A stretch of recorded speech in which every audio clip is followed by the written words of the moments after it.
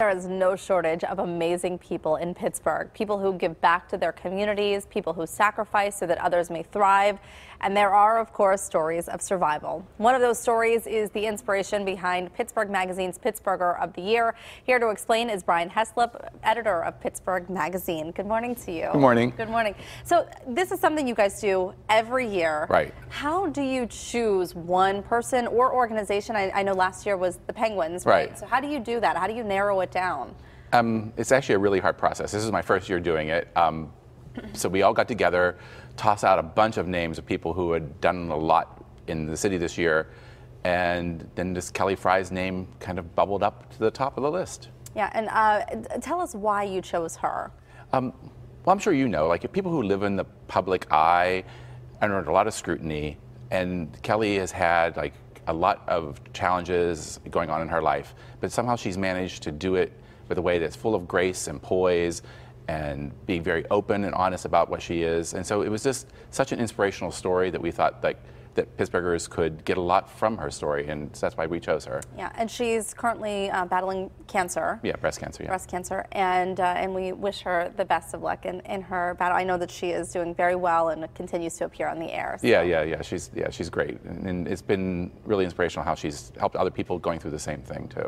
Fantastic. Well, I don't know how you pick. I mean, I was looking at some of the previous winners. Fred Rogers was on the cover twice, Mario Lemieux twice, August Wilson, and then sometimes there are organizations that are chosen, like the Pirates have been on twice, and the Penguins too. Yeah, for their Stanley Cup runs and things like that. The last inspirational person we chose was Randy Pausch from CMU, who did the farewell when he was diagnosed also with like cancer and was dying. So it was just a really inspirational choice this year too. So you said this was your first year kind of being involved in the process. So how many names or organizations or whatever were you guys looking at? Well, we started off, everybody on staff basically had one or two names. So that was probably about like a half a dozen to a dozen of names that we really considered.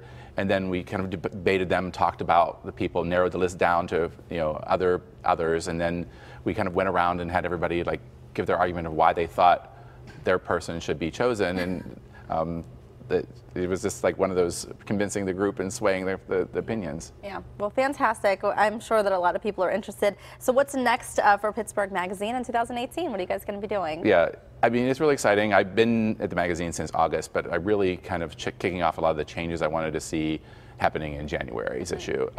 So we're introducing some new features. We're really going to focus this year on Pittsburghers who are kind of making a difference in the different fields that they're in. So we're trying to make that sort of the focus. Is that going to be your monthly feature, the new monthly feature that you're doing, or? That will be like, there'll be a lot of little profiles of people. We had one in January, Bradford Mumpower, a fashion designer, who was really trying to shake up things there. We're also introducing a couple new features. One's called Multi-Stories, which is a look at some of the historic skyscrapers in Pittsburgh.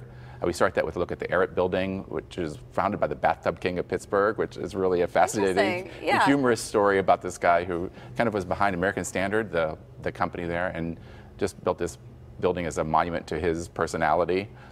We also have Perspectives, which is another new feature we're starting, which we really went to a lot of the best writers in Pittsburgh and Western Pennsylvania and said, write a personal essay about like something happening in your life.